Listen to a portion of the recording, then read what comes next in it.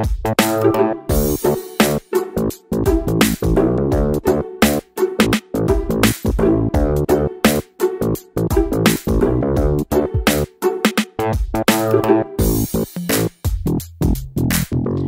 have previously learned to draw best fit lines to data that is linear. In this movie, we will draw best fit curves to data that is not linear. The process is similar. Here is what the graph looks like when the data is linear, namely the data appears to fall on a straight line. And here is the best fit to this data, which is a straight line. Notice that the best fit line has about as many points above it as below it. The line may not go through the origin, or x equals 0, t equals 0. It may not go through all the data points. The data are above and below the line, all the way up the best fit line. Statistics defines a best fit line in more exact terms, but these definitions will be enough for our purposes. We will now analyze data for a truck that is traveling with increasing velocity. The position time data are shown in this table. To plot the graph of this data, we first mark a grid with time on the horizontal axis and position on the vertical axis. We then begin plotting data on the graph. The first point is for t equals 0, and then we go up the table plotting subsequent points until we have gotten to the end of the data table, which in this case is for t equals 10 seconds.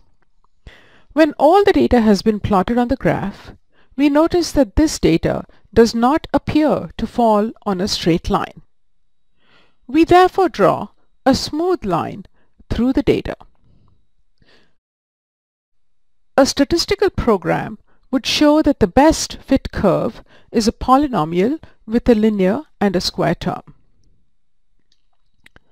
The best fit curved line or best fit curve is smooth. It has about as many points above it as below it, and the data is above and below the curve in a random pattern. This curve may not go through all the data points. It is still the smoothest average curve that can be drawn through the data. How can we tell whether the best fit is not a straight line? If we do try to force a straight line through the points, we will see that the data fall quite far from the line. Furthermore, even if there are as many points above the line as below it, all the data in the middle are below the line, while the data at the two ends are above the straight line, rather than the data being randomly above and below the line as they were for the smooth curve. The same problem occurs if we try a different straight line. For yet another straight line, shown in green, the data for the larger times seem to fit well to a straight line. However, the data at the lower end of the time axis are far from the straight line. Such patterns occur for any straight line that we might draw through this data.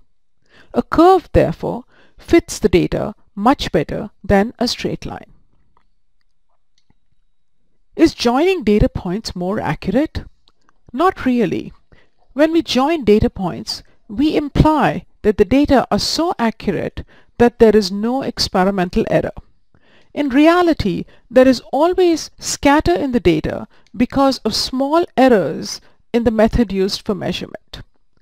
For a smooth motion, a smooth line describes the data better than joining the points. Joining points is correct only when we have data that does not follow a smooth pattern. You are now ready to draw best fit curves for your data that is not linear.